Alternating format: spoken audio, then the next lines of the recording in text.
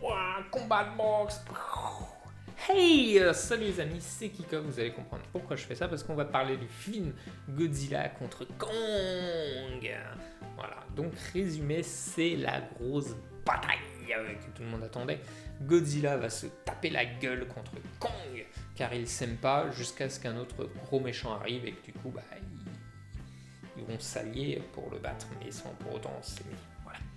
Donc, déjà dès le début, j'ai eu du mal à tout comprendre parce que je ne sais plus où on en était, car j'ai pas kiffé les autres films. Alors pour rappel, ce film-là fait partie du Monster Universe de Legendary, je crois, où du coup on avait déjà eu plusieurs films sur Kong, sur Godzilla, et du coup qui rassemblaient un peu tous ces monstres dans un seul et même univers pour arriver à film que tout le monde attendait, cette baston Godzilla contre Kong.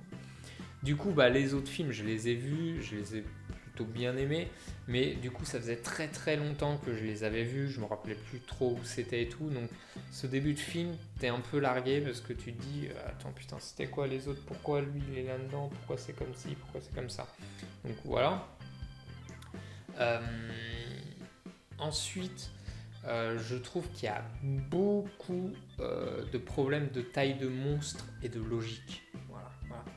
Donc, par exemple, moi, je ne peux pas vous dire, mais du coup, des monstres comme ça qui sont géants et qui doivent peser des tonnes, est-ce que déjà un bateau peut flotter avec Kong dessus? Premièrement, je doute, mais admettons. Maintenant, est-ce qu'un bateau peut flotter avec les deux dessus qui se battent, hein? Surtout que ça a l'air d'être quand même un bateau comme on a aujourd'hui, hein, c'est pas un bateau futuriste. Et donc à un moment ils se battent sur un bateau, donc j'ai un peu des doutes. Il y a plein de trucs comme ça, les proportions et tout, voilà, c'est pas très bien fait, je trouve. Ensuite, il y a trop de hurlements de monstres qui fait mal aux oreilles. Donc, effectivement, la manière de s'exprimer des monstres, c'est de... mais il y en a trop et c'est tellement fort. Et puis même des fois, t'as un hurlement qui dure 2 minutes, quoi. Voilà, pendant 2 minutes, t'as Godzilla qui fait... T'es là, non, stop, ta gueule, Godzilla. En plus, je suis... Alors... Ce qui est dommage, c'est que... Enfin non, c'est pas dommage, mais que les monstres sont super bien faits quand même. Franchement, les effets, ils ont tout mis dans les monstres et ils sont... Même dans les autres films, hein, c'était déjà le cas. Mais ils sont super bien faits, le visage et tout, c'est super expressif. Voilà. Ils font, entre guillemets, humain. Dans le regard, on ressent les émotions et tout, donc ça, c'est vraiment pas mal. Bravo les effets spéciaux.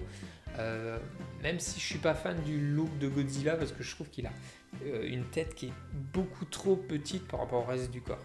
Voilà, donc bon, c'est bon.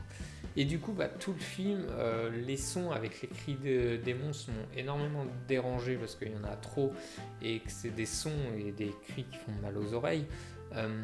Les humains dans le film sont très très très secondaires, on aurait presque pu les enlever tellement c'est les monstres qui sont en premier plan, mais c'est normal car le film porte leur nom et du coup on en a vraiment pour le titre du film. Voilà. Le titre il vous annonce combat entre Godzilla contre Kong, et vous avez que du combat contre Godzilla contre Kong. Voilà. Donc c'est du coup voilà, on a pour ce qu'on voulait, hein. Mais du coup, c'est un peu... Parce que va broder une histoire cohérente sur des monstres géants fictifs qui ne parlent pas, qui s'expriment pas et compagnie pendant 2 heures, quoi. Et du coup, je trouve que ils ont été beaucoup trop loin dans l'histoire pour justifier leur combat et compagnie. Et je sais pas si ça existe dans l'histoire d'origine, mais voilà, ils ont ajouté ce concept de terre creuse avec une énergie, un crâne qui contrôle un monstre. Ça colle pas du tout avec l'univers des autres films d'avant qui étaient beaucoup terre à terre. Là, on se dirige sur un Pacific Rim. Donc déjà, quand ça te fait penser à un autre film, c'est pas bon. Et puis du coup, c'est pas cohérent avec les autres films.